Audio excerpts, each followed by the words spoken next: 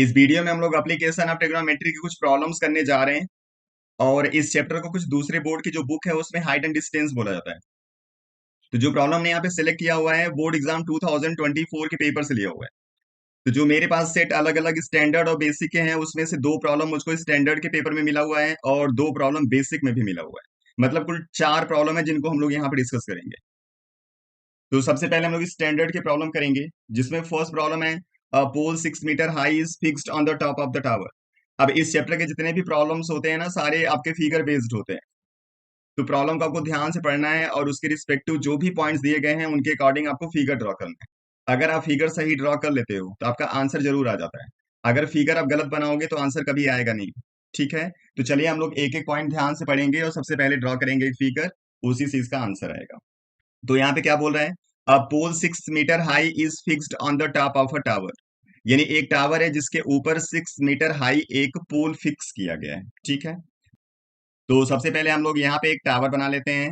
मान लीजिए टावर है और इसी के ऊपर आपको एक लगा देना है पोल। मान लीजिए पोल है।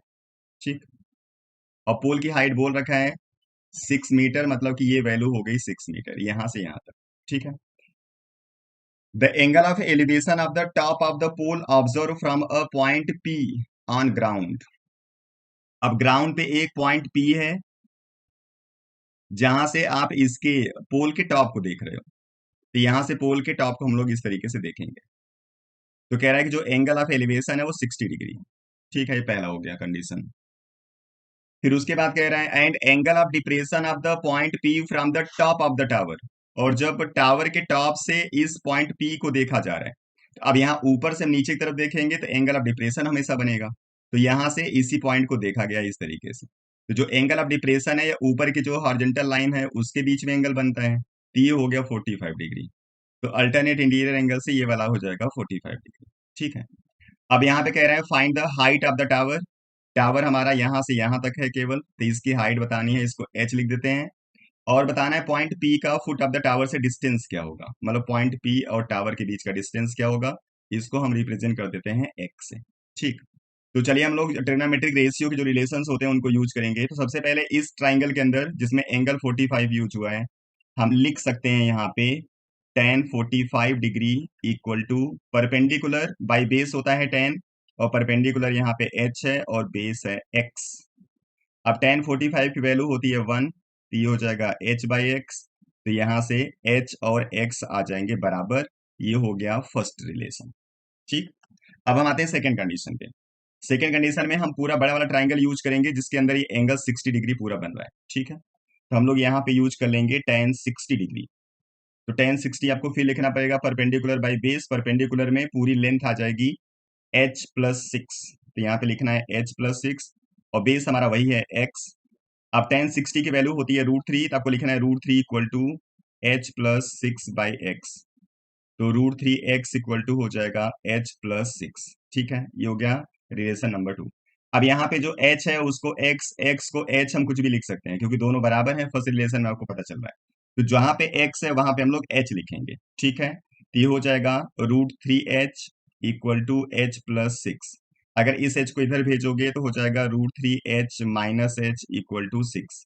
अब अगर h को हमने कॉमन कर दिया तो आप लिख सकते हो h √3 माइनस 1 इक्वल टू 6। तो h इक्वल टू आपको मिल जाएगा 6 बाई √3 माइनस 1।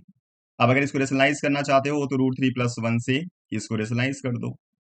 तो ऊपर आ जाएगा 6 √3 प्लस 1 और नीचे आ जाएगा 3 माइनस 1 मतलब 2। और इस 2 से इस 6 को कट करोगे तो आ जाएगा 3। यही आंसर हो गया आपका 3 √3 प्लस 1। ये है h की वैल्यू। लेकिन इन्होंने बोला हुआ है कि √3 की वैल्यू आपको 1.73 यूज करनी है, तो वैल्यू यूज कर लो, अदरवाइज यही आंसर हमारा हो जाता।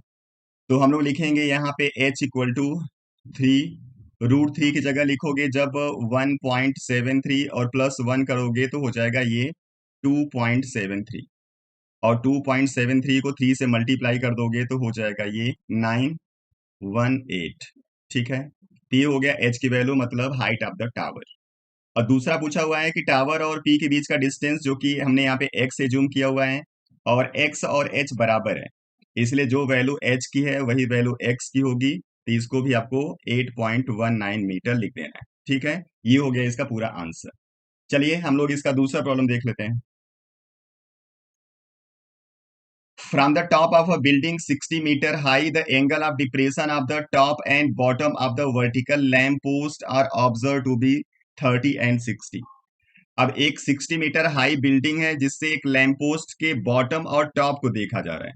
तो दोनों के लिए एंगल ऑफ डिप्रेशन यहाँ पे ऑब्जर्व हुआ है। अब इसका सिंपल सा मतलब क्या हुआ कि जो बिल्डिंग है वो थोड़ी सी ज्यादा हाइट की है और लैंप पोस्ट कम हाइट का है। क्लियर है?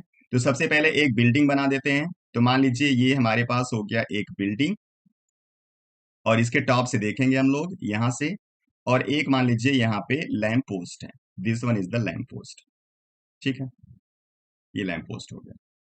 हॉरिजॉन्टल लाइन आपको हर जगह बनाना होता है, हॉरिजॉन्टल लाइन आपको हर जगह इस तरीके से बनाना होता है, इसलिए बना देते हैं। चलिए, अब यहां से सबसे पहले इस लैंप पोस्ट के हम लोग देख लेते हैं टॉप को। ठीक है, जो एंगल ऑफ डिप्रेशन है, जब डिप्रेशन बनेगा तो आपको हॉरिजॉन्टल लाइन ये यूज करनी है। ये एंगल है 30 डिग्री। ठीक है, तो ये वाला हो जाएगा 30 डिग्री। ठीक है, और एंगल ऑफ डिप्रेशन इसके जो बेस का है, मतलब यहां से इसके बेस को देखा गया है, तो ये है 60 डिग्री। ये पूरा एंगल है 60 डिग्री। तो यहां से ये वाला एंगल 60 डिग्री आ जाएगा अल्टरनेट इंटीरियर से। ठीक है, अब यहाँ पे पूरे बिल्डिंग की इन्होंने हाइट बोली हुई है 60 मीटर। ये पूरी 60 मीटर होगी। अब लैंप पोस्ट की हाइट हम यहाँ से लिख देते हैं h। ठीक है, तो जब यहां से यहां तक की हाइट h हो जाएगी, तो जो ऊपर की ये वाली हाइट बचेगी ये हो जाएगी 60 - h। ठीक, और इन दोनों पॉइंट के बीच का जो डिस्टेंस है उसको हम x लिख देते हैं। ठीक है, ये x हो गया तो ये भी x हो जाएगा। अब यहाँ पे देखते हैं कि इन्होंने पूछा क्या है। पहला है find the horizontal distance between the building and the lamp post, मतलब कि ये x पूछ रहे हैं।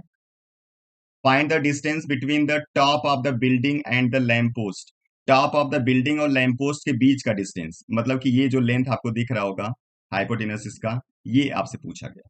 ठीक है, तो इन्हीं दोनों को निकालना है। तो चलिए हम लोग इसका कैलकुलेशन करते हैं। सबसे पहले मैं यूज कर रहा हूं एंगल 30 के लिए, मतलब ये छोटा वाला ट्राइंगल।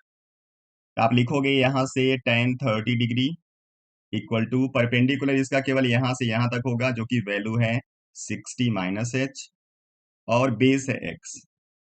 tan 30 की वैल्यू 1/√3 होती है, इसलिए अब इसको यूज कर लोगे तो x इक्वल टू आपको मिल जाएगा √3 60 - h। This one is the first relation. अब सेकेंड रिलेशन हम लोग लिखेंगे इस ट्राइंगल से। ठीक है, जिसमें एंगल 60 डिग्री है। तो आप लिखोगे tan 60 डिग्री इक्वल टू, अब इस ट्राइंगल के लिए जो पूरा परपेंडिकुलर होगा ना वो होगा 60 मीटर। तो यहाँ पे लिख देंगे 60, और नीचे यहाँ पे बेस हमारा है x। यहाँ पे लिख देंगे √3x equal to 60, x equal to हो जाएगा 60/√3। This one is the second relation.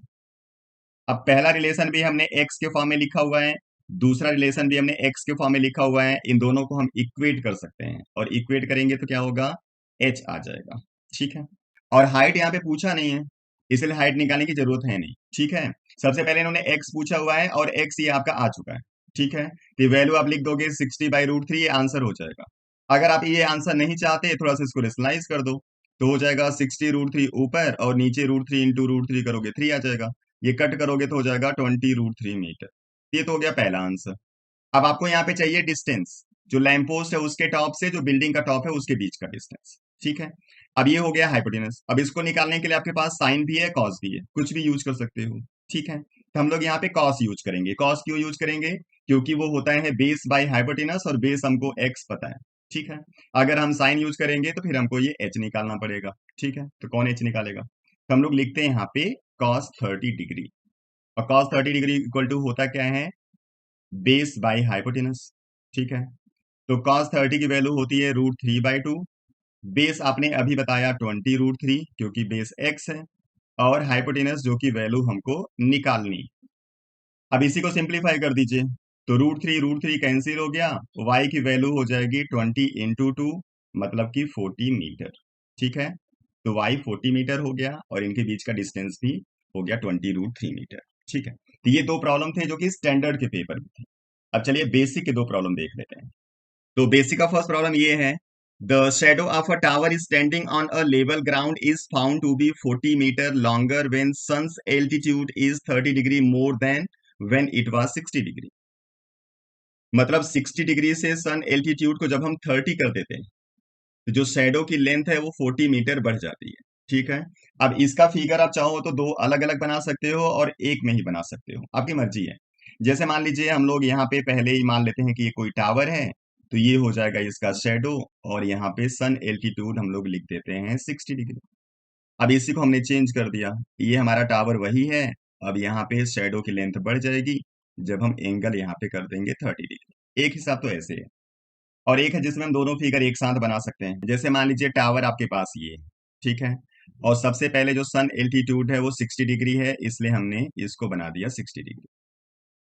अब जब हम इसको चेंज करके 30 डिग्री करेंगे तो जो शेडो है 40 मीटर बढ़ जाएगा, मतलब यहां से यहां तक की जो लेंथ है वो 40 मीटर है। इसको लिख देते हैं h, इसको लिख देते हैं पहले वाला x। सेम ऐसे यहाँ पे इसको लिख देते हैं h, और ये पहले वाला डिस्टेंस लिख देते हैं x। अब उसके बाद ये टावर तो वही रहेगा, इसको h लिखेंगे और इसको लिख देंगे पूरा x+40, क्योंकि 40 मीटर ये बढ़ गया है। तो चाहे पहले फिगर से रिलेशन लिखो चाहे सेकंड वाले से लिखो, दोनों से आंसर सेम आएगा। तो चलिए हम लोग करते हैं इसको सॉल्व। ठीक है, तो अगर इस ट्राइंगल के लिए आप लिखोगे तो आपको लिखना पड़ेगा tan 60 degree equal to h/x। तो √3 इक्वल टू हो जाएगा h/x। तो यहां से लिखोगे √3x इक्वल टू h, ये पहला रिलेशन हो गया। अब अगर आप इस ट्राइंगल से लिखना चाहोगे तो क्या लिखोगे, h/x+40 equal to tan 30 degree. tan 30 की वैल्यू होती है क्या, 1/√3। तो 1/√3 इक्वल टू हो गया h/x+40। तो x+40 इक्वल टू हो गया h√3। ये हो गया सेकेंड रिलेशन। अब पहले रिलेशन से जो h की वैल्यू √3x है उसको हम दूसरे इक्वेशन में यूज कर सकते हैं। तो यूज कर लीजिए, x आ जाएगा। तो आप लिखोगे x+40 इक्वल टू √3 पहले से था, अब इस h की जगह हम लोग लिखेंगे √3x। t पूरा हो जाएगा 3x, और इस x को अगर हम इधर लाके माइनस कर दें तो क्या हो जाएगा, इधर बचेगा केवल 40 और इधर हो जाएगा 3x माइनस x। तो 2x इक्वल टू 40 हो गया, तो x की वैल्यू आ गया 20 मीटर। ठीक है, यानी पहले जो शेडो था वो 20 मीटर था, अब शेडो बढ़ के 20+40 मतलब 60 मीटर हो गया। तो ओरिजिनल शेडो की लेंथ तो आपको मिल गई 20 मीटर।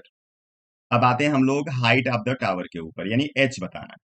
और h आपने फर्स्ट रिलेशन में लिखा क्या है, h इक्वल टू आपने लिखा है √3x। जो x की वैल्यू आई है वहां पे यूज कर लो, तो जो h आएगा वो आ जाएगा 20√3 मीटर। ये हो गया दूसरा answer, height of the tower. ठीक है, इस तरीके से इसको सॉल्व करते हैं। चलिए अब हम लोग देख लेते हैं इसका दूसरा वाला problem.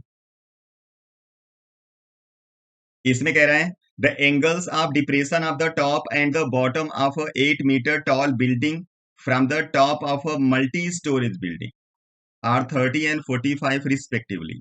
Find the height of the multi-storied building and distance between two building. तो चलिए ऐसा ही प्रॉब्लम वहां पे भी था एक स्टैंडर्ड में, बस वैल्यूज थोड़ी सी चेंज। तो यहाँ पे क्या है, एक मल्टी स्टोरेज बिल्डिंग है। तो मल्टी स्टोरी बिल्डिंग मान लो ये हो गया, और इसके टॉप से एक दूसरे बिल्डिंग को देखा गया। तो मान लीजिए इसका टॉप हो गया, और एक दूसरी बिल्डिंग मान लो ये। ठीक है, दोनों के बीच का डिस्टेंस ये रहा। तो यहां से भी आपको हॉरिजॉन्टल लाइन चाहिए तो बना देते हैं। अब इसके टॉप से इसके टॉप को देखा गया है और इसके बेस को देखा गया है। ठीक है, तो दोनों के लिए एंगल ऑफ डिप्रेशन बना हुआ है 30 और 45। ये हो जाएगा 30 डिग्री, तो इसको लिखना है 30 डिग्री। ये पूरा हो जाएगा 45 डिग्री, तो इसको लिखना है 45 डिग्री। ठीक, अब यहाँ पे इस बिल्डिंग का हाइट दे रखा है 8 मीटर। तो कह रहा है इस पूरे बिल्डिंग की हाइट आप बता दो। यहां से यहां तक का इंफॉर्मेशन पूछा हुआ है। जब ये 8 हुआ तो यहां तक का हिसाब हो गया 8, और इसके ऊपर की जो हाइट है उसको हम एज्यूम कर लेते हैं h। तो ये h की वैल्यू हम निकालेंगे, उसको 8 में जब ऐड कर देंगे तो इसकी पूरी हाइट हो जाएगी। ठीक है, इसके अलावा डिस्टेंस बिटवीन टू बिल्डिंग पूछा हुआ है, मतलब कि ये x की वैल्यू भी पूछा हुआ है। ठीक, तो यही दोनों हम लोग फाइंड करेंगे। तो चलिए यहाँ तो क्लियर हो गया कि जब बड़ा वाला ट्राइंगल यूज करोगे 45 डिग्री वाला, तो जो पूरी बिल्डिंग की हाइट आएगी और जो ये डिस्टेंस आएगा दोनों सेम आएगा, मतलब कि जो पूरी हाइट ऑफ द बिल्डिंग होगी वही x की वैल्यू होगी। इतना क्लियर दिख रहा है। चलिए सबसे पहले यूज करते हैं tan 30। तो टेन 30 डिग्री इक्वल टू आप लिखोगे H by X, 1/√3 equal to H by X, X equal to हो जाएगा h√3। This one is the first relation. अब दूसरे में आप लिखोगे ten 45 degree equal to h+8/x। इसकी वैल्यू 1 होती है तो 1 इक्वल टू लिखेंगे h+8/x। तो x इक्वल टू हो जाएगा h+8, इक्वेशन नंबर 2। ठीक है। अब दोनों ये x की वैल्यू है, इसलिए हम इसको इक्वेट कर देंगे तो हमको h मिल जाएगा। ठीक है, तो इक्वेट कर दीजिए। h√3 इक्वल टू हो जाएगा h+8, इक्वेटिंग इक्वेशन 1 एंड 2। अब h को इधर भेज दो, तो h√3 minus H equal to 8, h को कॉमन कर दिया, √3 माइनस 1 इक्वल टू 8, तो h इक्वल टू हो जाएगा 8/√3 माइनस 1। अब इसको रेशनलाइज करना है तो रेशनलाइज कर दो, √3 प्लस 1 से इसको रेशनलाइज कर देते हैं। तो 8 √3 प्लस 1 और नीचे आ जाएगा 2, 2 से इसको कट कर दोगे तो हो जाएगा 4 √3 प्लस 1। अब यहाँ पे ये भी बोल रहे हैं कि √3 की वैल्यू 1.73 यूज करनी है, तो यूज कर लो। h इक्वल टू हो जाएगा 4 मल्टीप्लाई, यहाँ पे लिखोगे 1.73 तो हो जाएगा पूरा 2.73, मल्टीप्लाई कर दोगे तो हो जाएगा 12 1 29 2 10.92 मीटर। अभी पूरी हाइट ऑफ द बिल्डिंग अभी नहीं आई है, अभी ये हाइट केवल यहाँ से लेके यहाँ तक आया हुआ है। पूरी हाइट निकालना है तो उसमें 8 आपको ऐड करना पड़ेगा। तो हम लोग लिखेंगे height of multi storeyed building 8 plus 10.92, तो हो जाएगा 18.92 मीटर। ठीक है। और जितना ये हाइट होगा उतना ही x की वैल्यू होगी। ठीक है। तो x की वैल्यू आपने देखा रिलेशन 2 में लिखा हुआ है h+8, तो जो x होगा वो भी आपको लिख देना है 18.92 मीटर। ये हो गया पूरा सोल्यूशन। जब भी आपको हाइट एंड डिस्टेंस का प्रॉब्लम मिलता है, आपको इसी तरीके से सॉल्व करना है। चलिए नेक्स्ट वीडियो में फिर आएंगे हम लोग दूसरे प्रॉब्लम के साथ। आप लोग पढ़ते रहिए, अपना ख्याल रखिए। Thank you.